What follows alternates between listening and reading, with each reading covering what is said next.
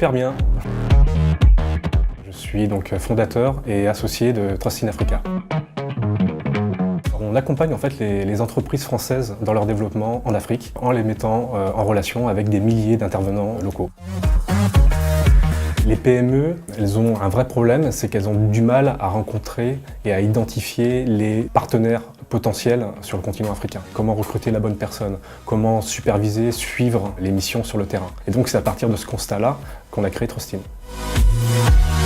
Nous sommes présents dans 20 pays de l'Afrique francophone, donc c'est essentiellement l'Afrique de l'Ouest et l'Afrique centrale, plus Madagascar. C'est une communauté aujourd'hui de plus de 10 000 intervenants, avec des équipes sur le continent et des bureaux régionaux, donc à Dakar, Douala et Abidjan. À Paris, c'est 4 personnes, prochainement 6, donc on est une grosse équipe.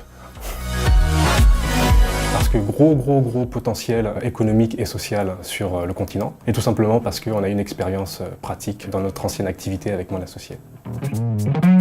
C'est très complexe au niveau du management. Il existe des moyens et des outils technologiques performants, c'est Internet, c'est très bien, mais ça ne remplace pas le contact. Donc c'est pour ça aussi qu'on fait énormément de déplacements. Et c'est pour ça aussi qu'on a des bureaux sur place. Ensuite, dans la manière de manager, est-ce que c'est différent de la France ? Oui, forcément, c'est différent parce que les cultures sont différentes, les mentalités sont différentes. En moyenne, on fait 4-5 voyages dans l'année chacun avec mon associé. C'est l'occasion de découvrir le pays, la culture, comprendre les mentalités. C'est super enrichissant, on prend une claque à chaque fois qu'on revient. En fait, ça fait rêver beaucoup de gens de se lancer dans l'entrepreneuriat. La liberté, l'autonomie, je suis mon propre patron, c'est trop cool, j'ai des responsabilités. Mais derrière, on creuse.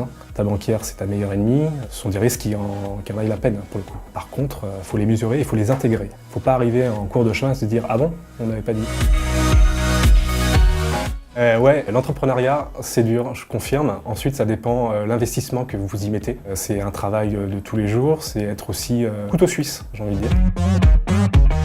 Comptabilité, administratif, juridique, communication, marketing, ménage, ça arrive aussi.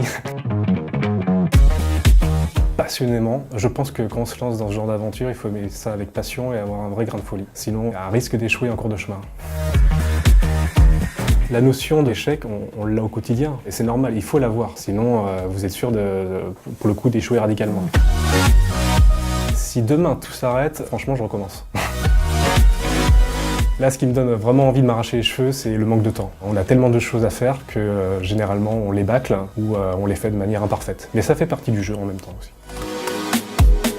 En fait, c'est difficile de s'arrêter parce qu'effectivement, on est tellement impliqué dans une tâche qu'on a envie de la terminer. Donc vous y allez jusqu'au bout, vous comptez pas vos heures et vous regardez la montre à un moment donné et 4 heures du mat'. Un critère universel qui est le sport et l'alimentation. À partir de ça, ça peut suivre. Oui, alors déjà on a envie de conquérir le continent africain, à hauteur de 90% sur le continent, et ensuite dupliquer le modèle un peu partout, donc Trust in Asia, Trust in Europea, Trust in America, etc. Ce qu'il faut retenir dans l'entrepreneuriat, c'est que l'ambition n'empêche pas de rester humble. Là, je me sens un petit peu tout nu.